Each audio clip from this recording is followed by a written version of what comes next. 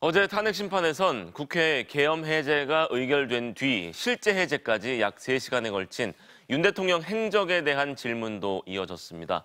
윤 대통령은 계엄 해제가 늦어진 건 국회법을 찾아봤기 때문이라고 말했는데요. 헌법엔 해제 의결 이후 지체 없이 해제하라고 명시돼 있습니다. 박솔래 기자입니다. 국회는 12월 4일 새벽 1시 3분쯤 계엄 해제 요구안을 가결했지만 윤석열 대통령은 3시간 23분이 지난 오전 4시 26분쯤 계엄을 해제했습니다. 윤 대통령은 시간이 걸린 건 국회법을 찾아봤기 때문이라고 했습니다. 합참 지휘통제실 결심지원실에서 머물렀던 것도 그것 때문이라고 했습니다. 계엄 해제는 해야 되는데 문안을 어떻게 만들어야 되나 싶어서 국회법을 가져오라고 그랬더니 제대로 못 갖고 와서 거기에 집중해서 읽고 있다가 증인으로 나온 신원식 국가안보실장은 당시 상황을 구체적으로 설명했습니다. 검찰 조사 결과 윤 대통령은 새벽 1시 16분부터 약 30분 동안 결심실에 머물렀습니다.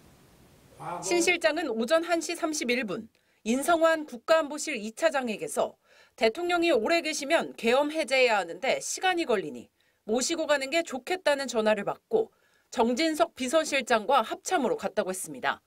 계엄이 국회에서 의결을 했는데 해제를 의결했는데 대통령께서 이제 군사 지휘실에 있는 것이 장병들이 보기에 적절치 않겠느냐 이런 취지로 이야기한 것 같습니다. 하지만 윤 대통령은 참모진과 대통령실로 복귀한 오전 1시 55분 이후에도 한참 동안 계엄을 해제하지 않았습니다. 윤 대통령이 국회 해제 의결 이후 헌법에 명시된 것처럼 지체 없이 해제하지 않고 3시간여를 끄는 사이 계엄군은 선관위와 국회의장 공간에서 떠나지 않았습니다. 윤 대통령이 국회법을 보고 법적 절차를 따져 국회 계엄 해제 요구를 거부할 방법을 찾았던 것 아니냐는 의심이 드는 이유입니다.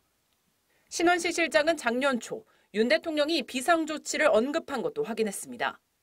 신 실장은 작년 3월 말에서 4월 초 윤 대통령이 삼청동 안가 만찬에서 비상한 조치를 언급해 썩 유용한 방법은 아니라고 조언했다고 증언했습니다.